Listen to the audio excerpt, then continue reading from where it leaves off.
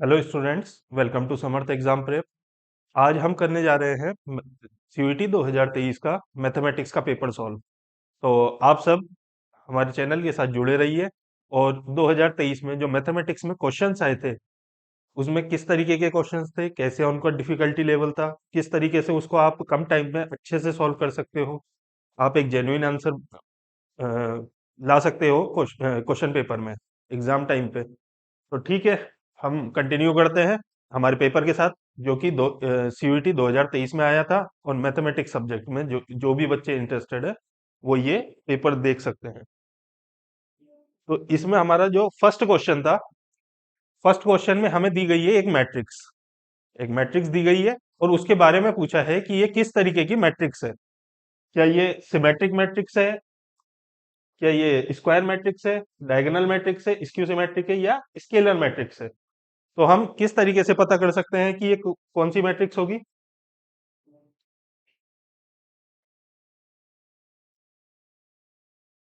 शायद आपको मैट्रिक्स सही से ना दिख रही हो, इसलिए मैं मैट्रिक्स लिख देता हूं। 0 1 -1। ठीक है, -1 0 1 1 -1 0। सबसे पहले तो देखिए इसका ऑर्डर, इस मैट्रिक्स का क्या ऑर्डर है। ये हमें दिख रहा है कि ये 3 क्रॉस 3 की मैट्रिक्स है। तो जब आपके number of rose number of columns के इक्वल हो जाते हैं, तो उस मैट्रिक्स को हम क्या कहते हैं? Square matrix. ठीक है।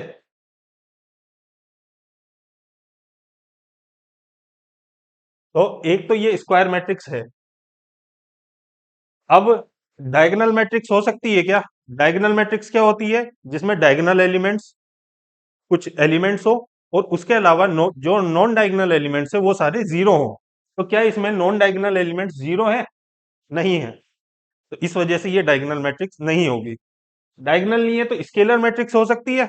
स्केलर मैट्रिक्स भी तो एक तरीके की डायगोनल मैट्रिक्स ही है। जब ये डायगोनल मैट्रिक्स की प्रॉपर्टीज को ही फुलफिल नहीं कर रही, तो स्केलर मैट्रिक्स भी ये नहीं होगी। तो ना तो ये डायगोनल मैट्रिक्स है, ना ये स्केलर मैट्रिक्स है।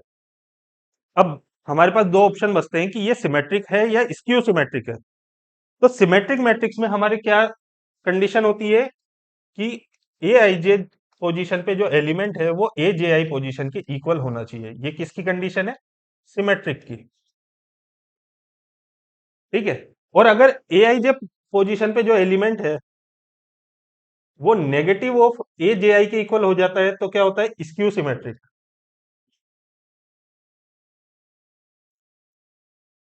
तो हम हमारे क्वेश्चन में देखेंगे, हमारे क्वेश्चन में ये वाला पोजीशन कौन सा है? A12। A12 पोजीशन पे जो एलिमेंट है, A21 पोजीशन पे कौन सा एलिमेंट है? नेगेटिव ऑफ जो एलिमेंट हमें A12 पोजीशन पे दे रखा था। ठीक है। इसी तरीके से A13 पोजीशन पे जो एलिमेंट है, वो नेगेटिव ऑफ जो एलिमेंट हमें A31 पोजीशन पे दे रखा है उसका है।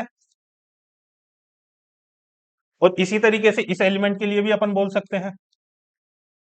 तो एक कंडीशन तो फुलफिल हो गई स्क्यू सिमेट्रिक मैट्रिक्स की। ठीक है। उसके साथ ही हम स्क्यू सिमेट्रिक मैट्रिक्स में एक और चीज चेक करते हैं कि उसके डायगोनल एलिमेंट्स कैसे होने चाहिए? जीरो होने चाहिए। स्क्यू सिमेट्रिक मैट्रिक्स में हमेशा डायगोनल एलिमेंट जीरो होंगे। ठीक है। अब ये डायगोनल एलिमेंट सारे जीरो हैं। सपोज ये जो डायगोनल एलिमेंट्स है, इसमें कोई भी नॉन जीरो एलिमेंट आ जाता। सपोज ये जीरो की जगह अगर ये वन दे देता और बाकी मैट्रिक्स को बिल्कुल सेम रखता, स्क्यू सिमेट्रिक मैट्रिक्स की एक कंडीशन को तो ये फुलफिल कर रहा है, लेकिन ये दूसरी कंडीशन को फुलफिल नहीं कर रहा, तो ये मैट्रिक्स स्क्यू सिमेट्रिक मैट्रिक्स नहीं होती। लेकिन हमें क्योंकि यहाँ पे जीरो दे रखा है, तो ये मैट्रिक्स क्या होगी? Skew symmetric matrix, symmetric matrix नहीं होगी। ठीक है। तो हमारे कौन सा ऑप्शन करेक्ट है? बी और डी। तो फर्स्ट ऑप्शन हमारा करेक्ट आंसर है। ठीक है। नेक्स्ट क्वेश्चन पे मूव करते हैं हम। नेक्स्ट क्वेश्चन क्या दे रखा है? हमें दो डिटर्मिनेंट्स दे रखे हैं। एक डिटर्मिनेंट में वैल्यूज है 2x 3 5 और x, और उसको इक्वेट करा है किसके इक्वल? 16 3 5 और 2 के इक्वल। ठीक है। और हमें क्या फाइंड करना है कि वैल्यू ऑफ x, x का मान कितना है। ठीक है। तो अगर डिटर्मिनेंट की जगह हमें मैट्रिक्स दी होती तो हम करस्पॉन्डिंग एलिमेंट्स को कंपेयर करके कर लेते, लेकिन यहाँ पे हमें डिटर्मिनेंट दिया हुआ है, तो डिटर्मिनेंट को सॉल्व कर डिटर्मिनेंट से वैल्यू निकालने के लिए पहले उसको सॉल्व करना पड़ेगा। ठीक है, तो पहला डिटर्मिनेंट है 2x, 3, 5 और x। इस डिटर्मिनेंट को सॉल्व करने के लिए क्या करना पड़ेगा? 2 क्रॉस 2 का अपन जिस तरीके से डिटर्मिनेंट सॉल्व करते हैं उस तरीके से करेंगे। 2x into x minus 3 into 5, क्या आ गया? 2x² - 15। ये तो वैल्यू आ गई उस डिटर्मिनेंट की जो हमें लेफ्ट हैंड साइड पे दे रखा था। अब जो राइट हैंड साइड पे दे रखा है उसकी वैल्यू कितनी होगी? 16 इंटू 2 - 3 इंटू 5, तो कितना आ गया? 32 - 15। इसकी वैल्यू हो गई 17। अब इन दोनों वैल्यूज को हम इक्वेट कर देंगे, तो कितना आ गया? 2x² - 15 = 17। ठीक है, तो 2x² की वैल्यू कितनी आ गई? 32। 32 वैल्यू आ गई। अब x² की वैल्यू कितनी हो गई? 2 से डिवाइड कर देंगे LHL और RHL को। ठीक है, जब x² 16 है तो क्या हम इसका रूट निकाल सकते हैं? तो x की वैल्यू कितनी हो जाएगी? +- 4। x की वैल्यू कितनी हो जाएगी? +- 4। ठीक है, तो कौन से ऑप्शन में दे रखी है? ऑप्शन नंबर 2 में। ये जो ऑप्शन नंबर 2 दे रखा है वो ही हमारा करेक्ट आंसर होगा। ठीक है, मूव करते हैं हमारे नेक्स्ट क्वेश्चन की तरफ। नेक्स्ट क्वेश्चन क्या दिया हुआ है? आपको एक मैट्रिक्स दी हुई है ए, और हमें वैल्यू पूछी है A² - 5A की। किस तरीके से कैलकुलेट करेंगे हम वैल्यू? पहले हम A² निकालेंगे, 5A को निकालेंगे और दोनों को सपरेट कर देंगे। अब दो मैट्रिसेस को हम कब सपरेट कर सकते हैं? जब वो सेम ऑर्डर की हो। तो ठीक है, सबसे पहले तो कैलकुलेट करते हैं, देखते हैं उनका ऑर्डर क्या क्या आता है। अगर वो सेम ऑर्डर की आती है तो सपरेट कर सकते हैं, नहीं तो हो सकता है कि वो सपरेट ना हो। पहले हमें मैट्रिक्स ए गिवन है। मैट्रिक्स ए क्या गिवन है? 3, 1, -1 और 2। तो अगर इससे हमें A² निकालना है, A² निकालना है, तो A² निकालने के लिए क्या करेंगे? 3, 1, -1, 2 को हम 3, 1, -1, 2 से मल्टीप्लाई कर देंगे। दो मैट्रिक्स का मल्टीप्लीकेशन आता है आपको, इसका फर्स्ट रो उठाओ, इसका फर्स्ट कॉलम उठाओ, सेकंड मैट्रिक्स का। ठीक है, दोनों को मल्टीप्लाई कर दो। 3 × 3 प्लस 1 × -1, तो कितना आ गया? 9 - 1। इसी तरीके से फर्स्ट रो को इसके सेकंड कॉलम से मल्टीप्लाई करो, तो 3 × 1 प्लस 1 × 2, कितना आ गया? 5। अब थर्ड एलिमेंट लाने के लिए क्या करना पड़ेगा? सेकंड रो को फर्स्ट कॉलम के साथ मल्टीप्लाई करना पड़ेगा, तो -1 × 3 -3, और -1 × -1, सॉरी 2 × -1 -2। इसी तरीके से सेकंड रो को सेकंड कॉलम के साथ जब हम मल्टीप्लाई करेंगे तो कौन सा एलिमेंट आ जाएगा? A22 एलिमेंट आ जाएगा। तो इसको मल्टीप्लाई करो, -1 × 1 -1 प्लस 2 × 2 4। तो क्या आ गया आपके पास मैट्रिक्स? 8, 5, -5 और 3। ये बन गई आपकी A² मैट्रिक्स। अब किस में से सेपरेट करने के लिए बोला है उसने? 5 × A में से। तो किसी भी मैट्रिक्स में जब हम स्केलर को मल्टीप्लाई करते हैं तो मैट्रिक्स के हर एलिमेंट में वो स्केलर मल्टीप्लाई हो जाता है, लेकिन डिटर्मिनेंट में ऐसा नहीं होता। डिटर्मिनेंट में अगर हम किसी स्केलर को किसी डिटर्मिनेंट से मल्टीप्लाई करते हैं तो किसी भी एक रो से वो एलिमेंट मल्टीप्लाई होगा, या फिर उस डिटर्मिनेंट के किसी भी एक कॉलम से वो पर्टिकुलर एलिमेंट मल्टीप्लाई होगा। ठीक है, तो 5A की वैल्यू कितनी आ जाएगी? 15, 5, -5 और 10। तो एक मैट्रिक्स तो हो गई हमारी A², एक मैट्रिक्स हो गई हमारी 5A। इन दोनों को सब्ट्रैक्ट करना है। A² - 5A कैसे निकालेंगे? सबसे पहले लिखो A² के एलिमेंट्स, 8, 5, -5 और 3। इसमें से सब्ट्रैक्ट कर दो, 5 है, कितना है 15, 5 -5 और 10। जब दो मैट्रिक्सेस को हम सब्ट्रैक्ट कर रहे हैं, उनके करस्पॉन्डिंग एलिमेंट्स से सब्ट्रैक्ट होंगे। इस मैट्रिक्स का 1 1 पोजीशन पे जो एलिमेंट है, वो इस मैट्रिक्स के 1 1 पोजीशन के जो भी एलिमेंट होगा उससे सब्ट्रैक्ट हो जाएगा। ठीक है, 8 -15 कितना आ गया, -7। इसी तरीके से 5 -5 करेंगे, 0। -5 +5 करेंगे, क्योंकि ये नेगेटिव ऑफ 5 है, यहाँ पे नेगेटिव है तो +5 हो जाएगा। तो -5 +5 कितना हो गया, 0। इसी तरीके से 3 -10 कितना हो जाएगा, -7। तो ये आ गई हमारी मैट्रिक्स। अब इसने ऑप्शंस में दे रखा है एक पर्टिकुलर वैल्यू। वैल्यू नहीं है ये, 7 × I लिख रखा है, 7 × आइडेंटिटी मैट्रिक्स। ठीक है, आइडेंटिटी मैट्रिक्स क्या होती है? आइडेंटिटी मैट्रिक्स होती है 1 0 0 1। क्या इसी तरीके की मैट्रिक्स है हमारी वाली?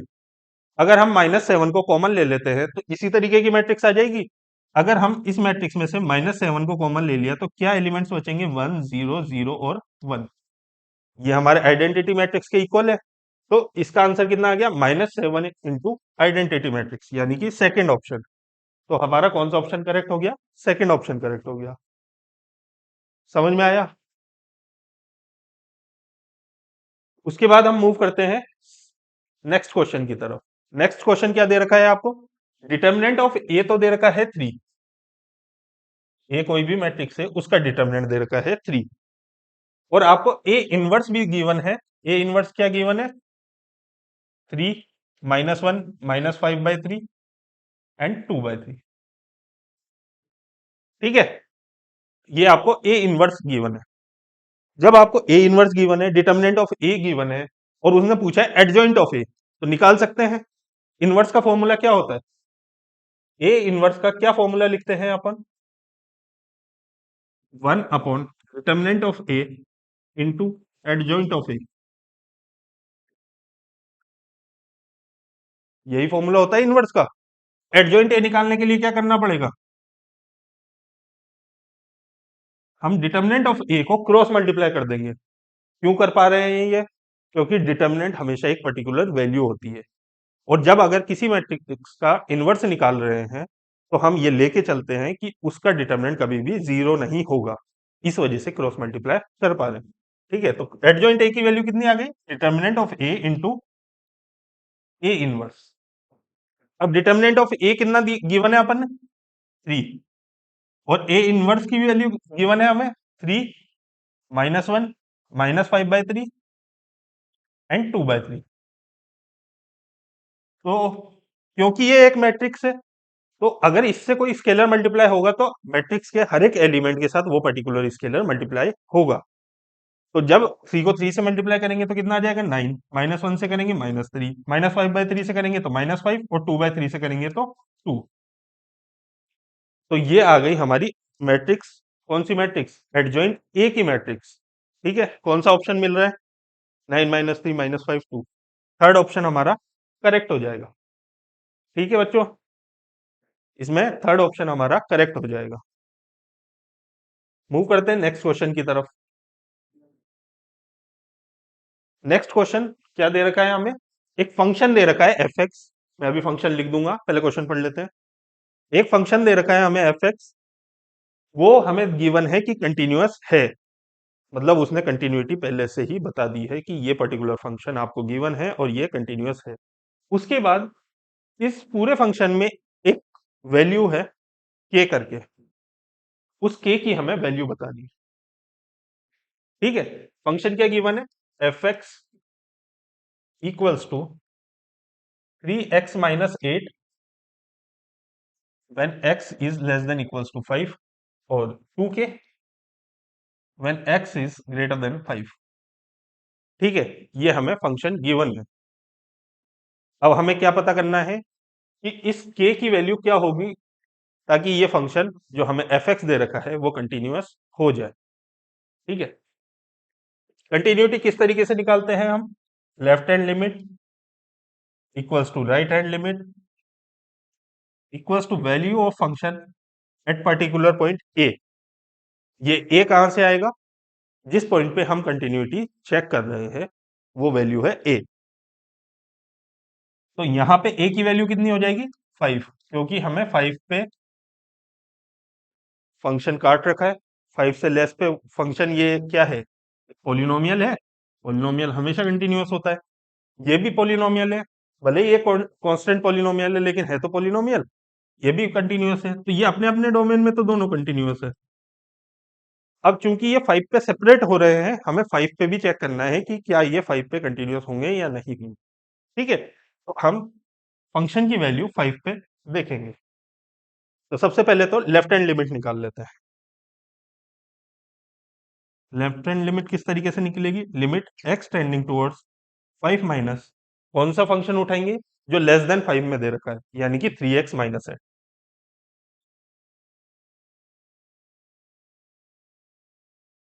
ठीक है, इस तरीके से लिमिट रखेंगे। लिमिट फुलफिल हो रही है, इनडिटर्मिनेट फॉर्म नहीं आ रहा, तो 5 यहाँ पे पुट कर देंगे डायरेक्टली। तो 3 × 5 - 8 कितना आ जाएगा आंसर? 7। 5 × 3 = 15 -8 कितना आ गया? 7। अब हम निकालेंगे RHL, राइट हैंड लिमिट।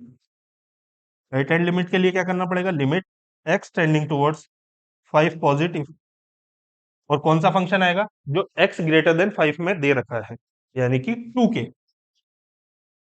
अब 2k तो एक कांस्टेंट फंक्शन है, इसमें x की तो कोई वैल्यू है नहीं, तो लिमिट पे डिपेंड करेगा नहीं, तो इसकी वैल्यू हमेशा क्या रहेगी? 2k। अब एक चीज बताओ, अगर इस फंक्शन को कांस्टेंट सॉरी कंटिन्यूअस होना है तो LHL RHL के इक्वल आना चाहिए, यानी 2k की वैल्यू 7 के इक्वल आनी चाहिए। तो यही तो हम बोल रहे हैं कि LHL RHL के इक्वल होना चाहिए, यानी कि 7 इक्वल्स टू होना चाहिए 2k।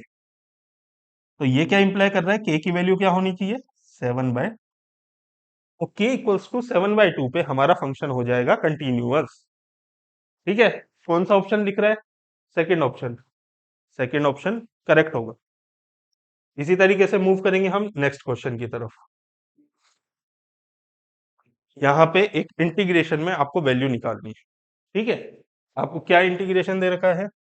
1 से 4 तक mod of x-1 into dx, इसकी हमें वैल्यू फाइंड करनी है। तो कभी भी मोड आता है तो हम मोड से क्वेश्चन को डिस्टिंक्ट कर लेते हैं। किस तरीके से? कि 1 से कंपेयर, जो x-1 है वो लेस देन 0 कब होगा?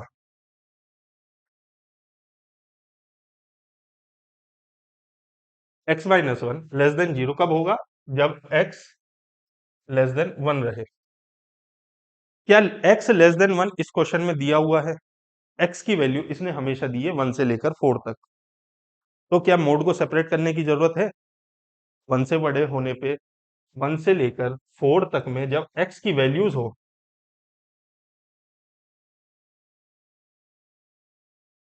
तो भैया x-1 तो हमेशा पॉजिटिव हो गया। For x less than 1 less than 4 हमेशा पॉजिटिव रहा। तो क्या मोड को हम डायरेक्टली पॉजिटिव वैल्यू लिख सकते हैं? क्या इस मोड, इस इंटीग्रेशन को हम इस तरीके से लिख सकते हैं?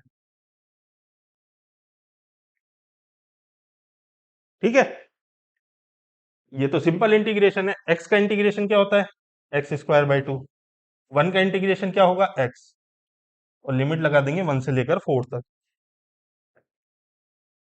ठीक है, किस तरीके से वैल्यू कैलकुलेट करेंगे? पहले अपर लिमिट को पुट किया जाएगा। अपर लिमिट को पुट करेंगे तो कितना आ जाएगा? 16/2 -4।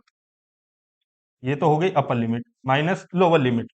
जब 1 को पुट करेंगे तो 1/2 -1। ठीक है, यहां से कितनी वैल्यू आ गई? 16/2 मतलब 8। 8 - 4 4 माइनस, यहां से कितनी वैल्यू आ गई? 1/2 -1 -1/2, और बाहर भी नेगेटिव है तो कैसा हो गया? पॉजिटिव, +1/2। ये वैल्यू हो गई 9/2 के इक्वल। कौन सा ऑप्शन करेक्ट है? First option. ठीक है, 9/2 आपकी वैल्यू आ गई। उसके बाद मूव करते हैं हम नेक्स्ट क्वेश्चन की तरफ। नेक्स्ट क्वेश्चन आपको दिया गया है आपके डिफरेंशियल इक्वेशन से। क्या पूछा है? एक हमें डिफरेंशियल इक्वेशन दी हुई है, उसकी हमें ऑर्डर और डिग्री बतानी है। ठीक है, तो क्या क्वेश्चन है? 2x³ d2y अपॉन dx² की power 4 plus d3y upon dx³ plus y equals to 0। ये है हमारी डिफरेंशियल इक्वेशन जो कि हमें क्वेश्चन में गिवन है। तो ऑर्डर और डिग्री क्या होती है डिफरेंशियल इक्वेशन की? पहला क्वेश्चन तो वही आता है कि ये होती क्या है, उसके बाद निकालने बैठेंगे। ऑर्डर क्या होता है? ऑर्डर क्या होता है? हाईएस्ट डिग्री या हाईएस्ट ऑर्डर ऑफ डेरिवेटिव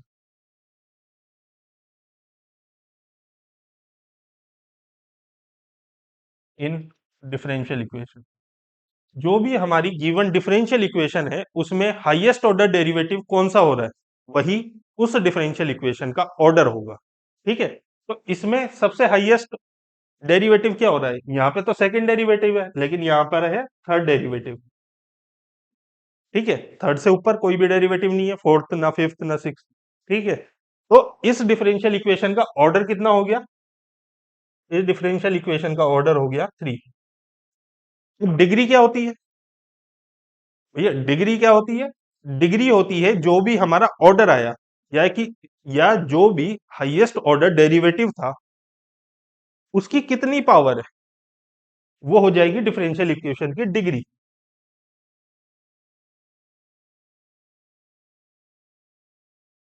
इसकी कितनी पावर है? d3y अपॉन dx³ की। जब कोई पावर नहीं है तो 1 है पावर। 2 लिखो या 2 की पावर 1 लिखो, बात बराबर ही है। इसकी डिग्री कितनी हो गई? 1। अब उसने पूछा है सम ऑफ ऑर्डर एंड डिग्री, तो ये ऑर्डर है ये डिग्री है, दोनों का सम कर सकते हैं। कितना आ गया? 3 + 1 4। आंसर हो गया 4। ठीक है, मूव करते हैं हमारे नेक्स्ट क्वेश्चन की तरफ। ये क्वेश्चन है आपका प्रोबेबिलिटी से, मैच द कॉलम वाला क्वेश्चन है। इसमें मैं लिख देता हूं आपको। पहली चीज तो देखी है probability of A bar intersection B.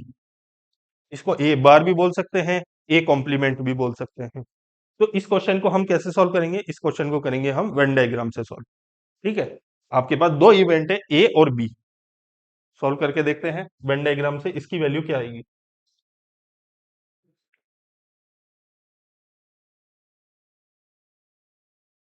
ये आपके पास इवेंट बी है, ये आपके पास इवेंट ए है।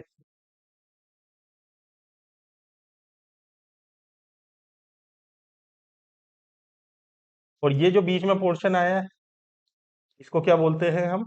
A intersection B. अब इसने हमसे किसकी प्रोबेबिलिटी पूछी है? ए बार इंटरसेक्शन बी, यानी कि जो हमें ए गिवन है इससे हमें बाहर जाना है और बी को अंदर लेना है। तो हमारे पास कौन सा पोर्शन बचा? ये वाला, ये वाला पोर्शन बचा। सिर्फ बी का जो ये पोर्शन बच रहा था वही हमारे पास बचा। जो इंटरसेक्शन वाला पोर्शन है वो तो बाहर चला जाएगा क्योंकि हमें ए को नहीं लेना है। ये इंटरसेक्शन बी में ए भी तो आ रहा है, उस पोर्शन को नहीं लेना है, तो सिर्फ ये वाला पोर्शन हमारे पास बचा। तो इस पोर्शन को हम क्या लिख सकते हैं? B minus A intersection B लिख सकते हैं। बी में से हमने जो ए के साथ इंटरसेक्ट हो रहा था उस पोर्शन को हटा दिया, तो सिर्फ बी का प्योर पोर्शन बचा जिसमें ए का कोई भी इंक्लूजन नहीं है। ठीक है, तो कौन सा ऑप्शन के साथ मिल रहा है ये मिल रहा है ऑप्शन थर्ड के साथ। ठीक है, इसी तरीके से आपको बी पूछा गया था। बी में क्या पूछा है? बी में पूछा है probability of A intersection B complement. ठीक है, तो जब बी कॉम्प्लीमेंट लेंगे अपन तो बी के बाहर वाला पोर्शन लेंगे और उसके साथ ए को इंटरसेक्ट कराएंगे, तो सिर्फ ये वाला पोर्शन बचेगा ए का, जो कि बी के साथ इंटरसेक्शन में नहीं आ रहा होगा। मतलब कि कौन सा पोर्शन बचा ये, A minus A intersection B.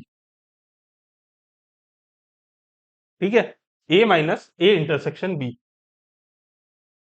A minus A intersection B दे रखा है ऑप्शन फोर्थ में, तो थर्ड का तो हो गया ए, फोर्थ का हो गया बी। ठीक है, आपको सी ऑप्शन क्या दे रखा है, probability of A intersection B complement union A complement intersection B. ठीक है, कौन सी प्रोबेबिलिटी बन गई, एक तो ये वाली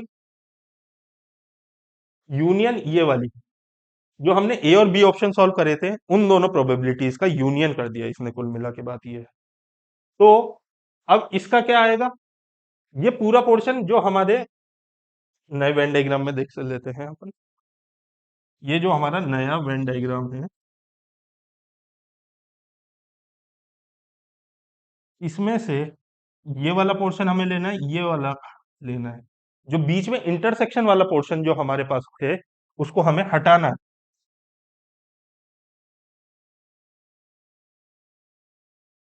इसको हमें माइनस करना है दोनों के यूनियन में से। ठीक है, हमें प्रोबेबिलिटी किसकी पूछी गई है, probability of A bar intersection B union A intersection B bar या बी कॉम्प्लीमेंट। उसने फर्स्ट ऑप्शन में पूछा हमें ये वाली प्रोबेबिलिटी, सेकंड में पूछा ये वाली प्रोबेबिलिटी, और थर्ड में पूछा है इन दोनों के कंबाइंड की प्रोबेबिलिटी। ठीक है, किस तरीके से निकालेंगे, ये पूरा क्या हो जाता है, ए यूनियन बी होता है, जो ये पूरा पोर्शन है दोनों सर्कल्स को मिला के ये क्या बोलते हैं अपन, A union B. A union B में से हमें किसको माइनस करना है, ए इंटरसेक्शन बी को माइनस करना है। तो ए यूनियन बी का फॉर्मूला क्या होता है, probability of A plus probability of B minus probability of A intersection B. उसमें से फिर से हमें ए इंटरसेक्शन बी को माइनस करना है, तो टोटल प्रोबेबिलिटी कितनी आ गई, probability of A plus probability of B minus probability of A intersection B. फिर से हमें एक और इंटरसेक्शन माइनस करना है, तो probability of A intersection B. तो ये ट्वाइस हो गई, तो यहां पे लिख देंगे ट्वाइस। ठीक है, इसको हटा देते हैं। कौन से ऑप्शन के साथ मैच खा रहा है, सेकंड ऑप्शन के साथ, तो ये ऑप्शन किसके साथ मैच होगा, सी के साथ। फोर्थ ऑप्शन क्या दे रखा है, probability of A union B plus probability of A intersection B. A union B की प्रोबेबिलिटी और ए इंटरसेक्शन प्रोबेबिलिटी की प्रोबेबिलिटी का सम पूछा गया है। ए यूनियन बी क्या होता है, ए यूनियन बी की प्रोबेबिलिटी का फॉर्मूला हम क्या लिखते हैं, probability of A plus probability of B minus probability of A intersection B, यही लिखते हैं। इसके साथ हमें क्या पूछा गया है, हमें पूछा गया है probability of A intersection B को और जोड़ दिया गया है। तो क्योंकि प्रोबेबिलिटी यहाँ पे नेगेटिव दे रखी है यहाँ पे पॉजिटिव, तो दोनों कैंसिल आउट हो जाएगी। इधर minus probability of A intersection भी है और नीचे हमें जोड़ के दिया गया है, जोड़ के बताना है क्वेश्चन के हिसाब से प्रोबेबिलिटी ऑफ ए इंटरसेक्शन भी, तो दोनों कैंसिल आउट हो गए। कैंसिल आउट हो गए तो क्या बचा, probability of A plus probability of B. तो कौन सा ऑप्शन के साथ मैच हो रहा है, ये फर्स्ट के साथ। तो हमारा ए का कितना आ गया, थर्ड। ए का थर्ड हमारे थर्ड ऑप्शन में दे रखा है, तो हम देख के ही बता देंगे। ठीक है, बी का कौन सा आ गया, फोर्थ, सी का आ गया सेकंड और डी का आ गया फर्स्ट ऑप्शन। ठीक है, इस तरीके से इस क्वेश्चन को सॉल्व करना है। अगर आप वेन डायग्राम के अलावा फॉर्मूले लगा के भी सॉल्व कर सकते हो तो आप कर सकते हो आराम से, लेकिन बट फॉर्मूले में बहुत सारे फॉर्मूले याद रखने पड़ते हैं, थोड़ा टिपिकल हो जाता है, इस वजह से मैंने वेन डायग्राम से बताया। आप इजीली समझ सकते हो, सिर्फ एक वेन डायग्राम से अपने पूरा क्वेश्चन सॉल्व कर लिए। ठीक है, मूव करते हैं हमारे नेक्स्ट क्वेश्चन की तरफ। नेक्स्ट क्वेश्चन फिर से एक मैट्रिक्स दे रखी है, दो मैट्रिक्स का मल्टीप्लीकेशन दे रखा है और उसको इक्वेट कर रखा है किसी तीसरी मैट्रिक्स की इक्वल, और उसमें एक अननोन वैल्यू है, उस अननोन वैल्यू की हमें वैल्यू फाइंड करनी है। वो अननोन वैल्यू क्या है, के। ठीक है, तो के की वैल्यू फाइंड करने के लिए क्या करेंगे, पहले हम मैट्रिसेस लिख लेते हैं। मैट्रिसेस क्या क्या है, 1 2 3 4। दूसरी मैट्रिक्स क्या गिवन है, 3 1 2 5। और किसके इक्वल इक्वेट की गई है, 7 11 के और 23 के इक्वल।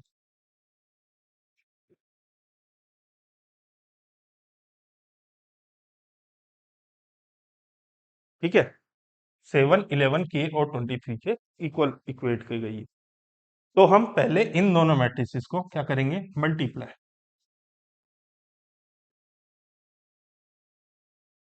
दो मैट्रिसेस को मल्टीप्लाई करना आता है, तो क्या करेंगे, फर्स्ट रो को फर्स्ट कॉलम के साथ मल्टीप्लाई करेंगे।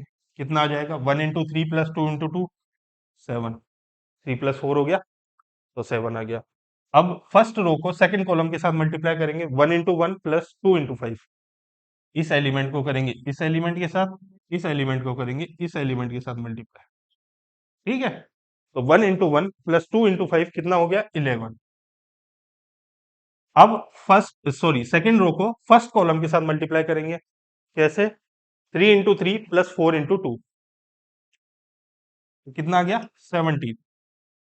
3 × 3 कितना हो गया, 9, और 4 × 2 हो गया 8। दोनों को ऐड करेंगे तो कितना आंसर आएगा, 17। अब सेकंड रो को करेंगे सेकंड कॉलम के साथ मल्टीप्लाई, तो कितना आ जाएगा, 3 × 1 + 4 × 5, कितना आ गया, 23। इसको इक्वेट करेंगे जो हमारी गिवन मैट्रिक्स है, 7 11 के और 23 के इक्वल।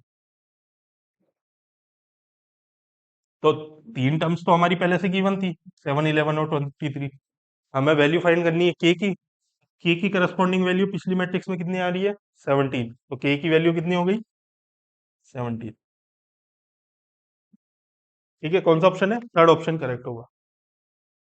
मूव करते हैं नेक्स्ट क्वेश्चन की तरफ।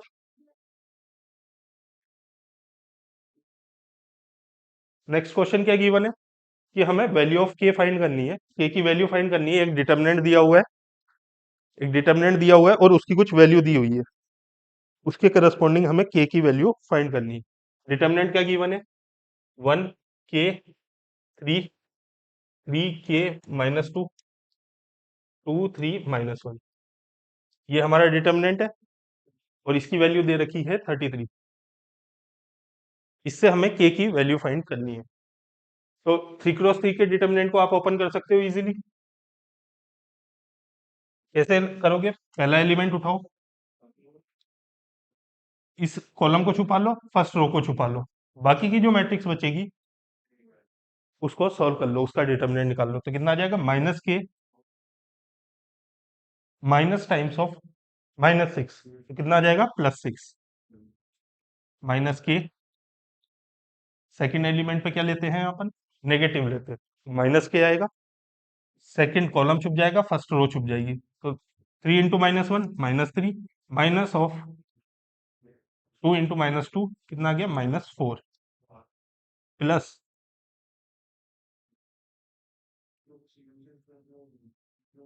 अपन कौन सा एलिमेंट लेंगे, ये 3। 3 लास्ट कॉलम को छुपा लेंगे और फर्स्ट रो को छुपा लेंगे। उसके बाद इन दोनों को सॉल्व करेंगे, 3 × 3 -2 × के, 3 3 9 -2 × के। इसकी वैल्यू हमें गिवन है 33। ठीक है, कोई दिक्कत। इसको जो हमारे वैल्यू दे रखी है उसको 1 से मल्टीप्लाई करेंगे तो सेम वैल्यू आएगी। कितनी वैल्यू आ गई, -के +6।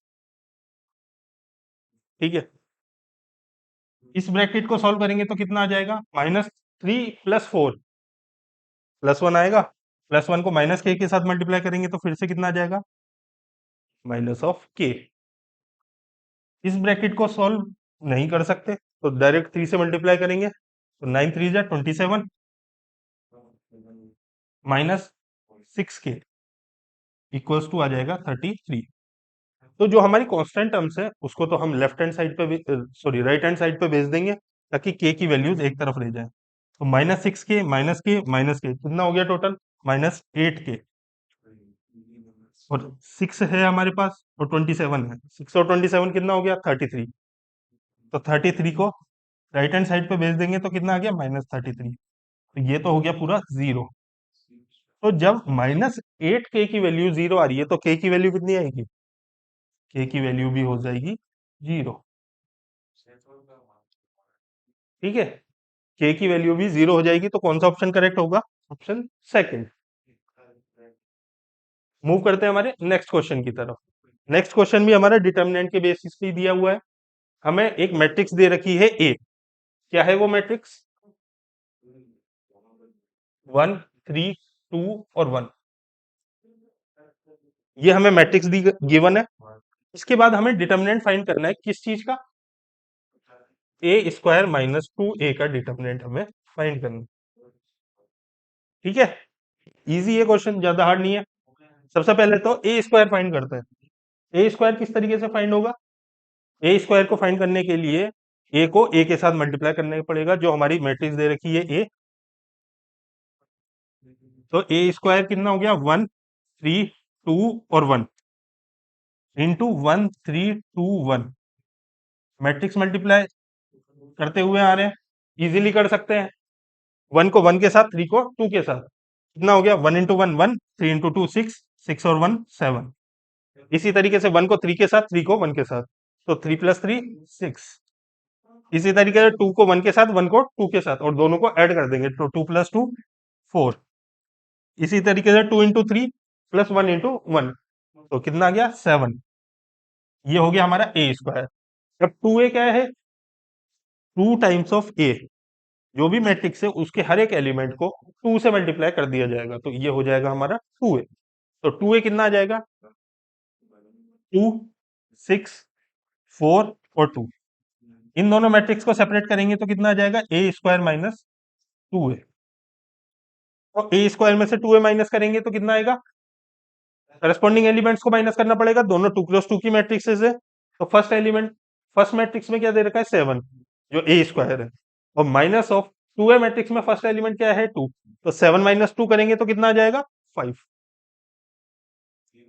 इसी तरीके से सेकंड एलिमेंट 6, उसमें भी सेकंड एलिमेंट क्या है? 6। तो 6 माइनस 6 कितना हो जाएगा? 0। थर्ड एलिमेंट देखेंगे, थर्ड एलिमेंट दोनों मैट्रिसेस में 4 है, तो माइनस करेंगे तो कितना आ जाएगा? 0। अब हम चलते हैं फोर्थ एलिमेंट की तरफ। फोर्थ एलिमेंट फर्स्ट मैट्रिक्स में तो दे रखा है 7, सेकंड मैट्रिक्स में दे रखा है 2। ठीक है, तो 7 माइनस 2 करेंगे तो कितना आ जाएगा? 5। यह आ गई हमारी ए स्क्वायर माइनस 2a की वैल्यू। अब इसका डिटर्मिनेंट निकालने के लिए क्या करना पड़ेगा? 5 0 0 5। 2 क्रॉस 2 की मैट्रिक्स है, उसका हमें डिटर्मिनेंट फाइंड करना है, इजीली कर सकते हैं। क्या आंसर आएगा? 25। ठीक है, एक और चीज, ये एक स्पेशल टाइप की मैट्रिक्स है। कौन सी मैट्रिक्स है? Diagonal matrix. डायगोनल मैट्रिक्स में जब भी आपको डिटर्मिनेंट फाइंड करना पड़े, तो डायगोनल मैट्रिक्स का डिटर्मिनेंट क्या होता है? Product of elements given in diagonal.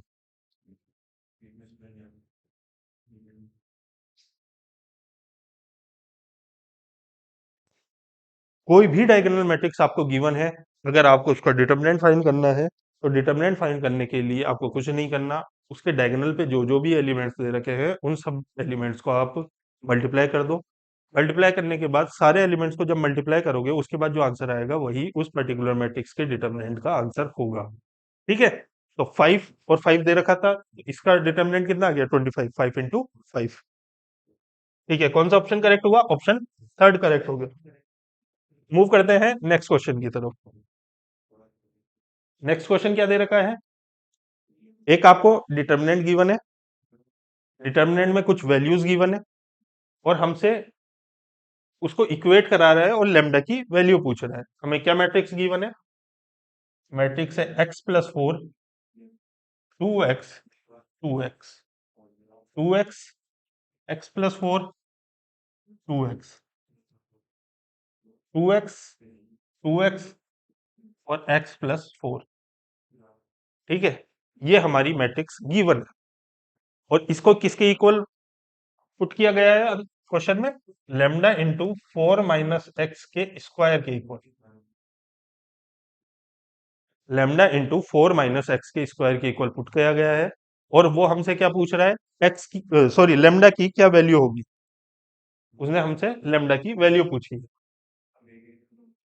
कुछ दिख रही है इसमें प्रॉपर्टी कि क्या लगा सकते हैं क्या नहीं लगा सकते हैं। एक चीज सोचो, इस मैट्रिक्स में या तो आप तीनों रोज को सम कर लो या कॉलम्स को सम कर लो तो इक्वल आ रहा है। मतलब अगर हम R1 की जगह R1 plus R2 plus R3 कर लें, R1 के तीनों एलिमेंट एक जैसे हो जाएंगे। ठीक है, मतलब फर्स्ट रो की जगह हम फर्स्ट रो का एलिमेंट उठाएं, सेकंड रो का एलिमेंट उठाएं और थर्ड रो का एलिमेंट उठाएं।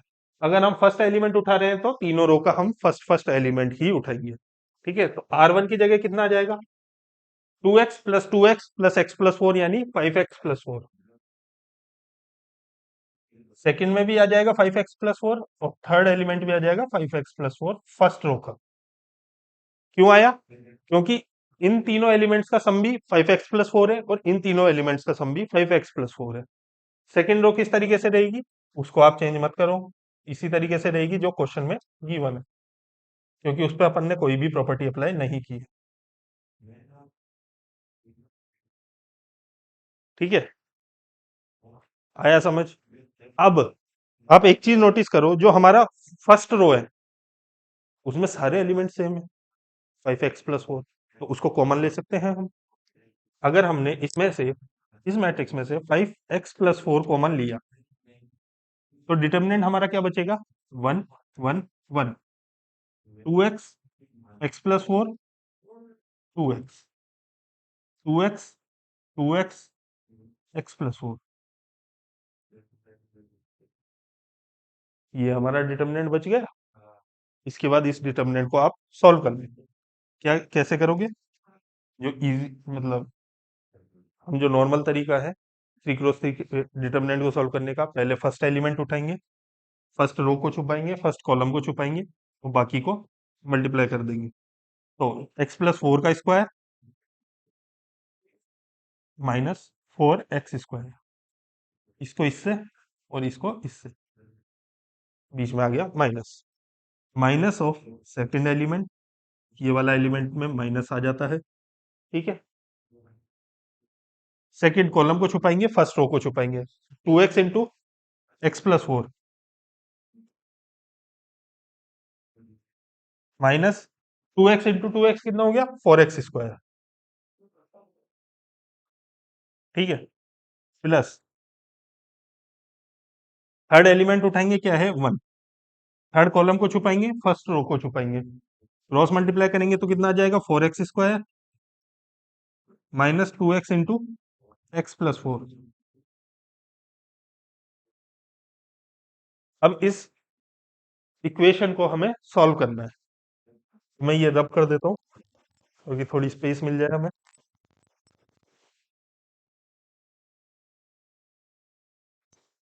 ठीक है, क्या दे रखा है, x प्लस 4 का स्क्वायर, x प्लस 4 का स्क्वायर कितना होगा, x स्क्वायर प्लस 4 स्क्वायर यानी कि 16, और प्लस 2x यानी कि 4 इंटू 2 इंटू x, कितना आ गया, 8x। ये पॉजिटिव रहेगा। माइनस में गिवन है आपको 4x स्क्वायर, तो नेगेटिव ऑफ 4x स्क्वायर। ठीक है, उसके बाद सेकंड में क्या दे रखा है हमें, 2x स्क्वायर, ये यहाँ पे क्या आएगा सॉल्व करके, 2x square plus 8x minus 4x square, यही आएगा। तो इसको जब सॉल्व करोगे तो कितना आ जाएगा, माइनस के 2x square plus 8x, minus के 2x स्क्वायर प्लस 8x। जब इसको नेगेटिव से मल्टीप्लाई करोगे, क्योंकि बाहर ब्रैकेट के हमें नेगेटिव साइन गिवन है, तो कितना आ जाएगा, plus 2x square minus 8x। ठीक है,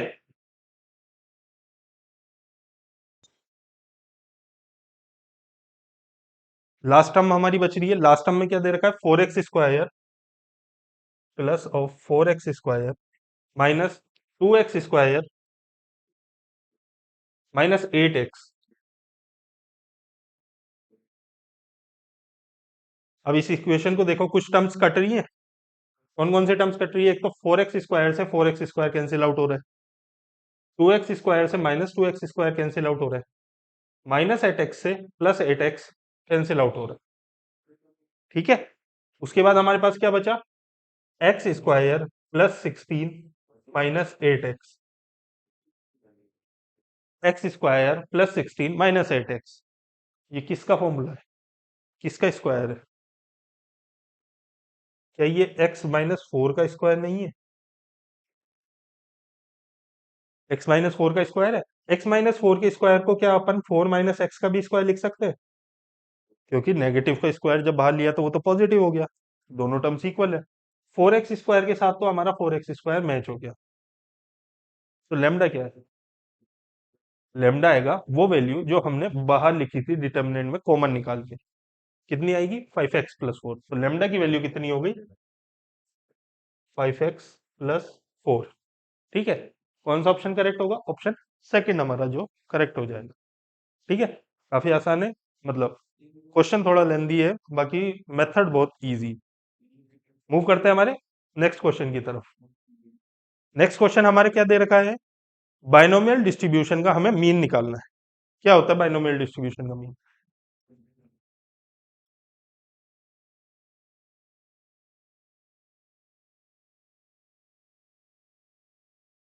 बाइनोमियल डिस्ट्रीब्यूशन का सबसे पहले तो पीडीएफ देखते हैं। पीडीएफ क्या होता है? NCx p⁻x 1 - p⁻n-x। ठीक है, n क्या है इसमें? n है नंबर ऑफ ट्रायल्स।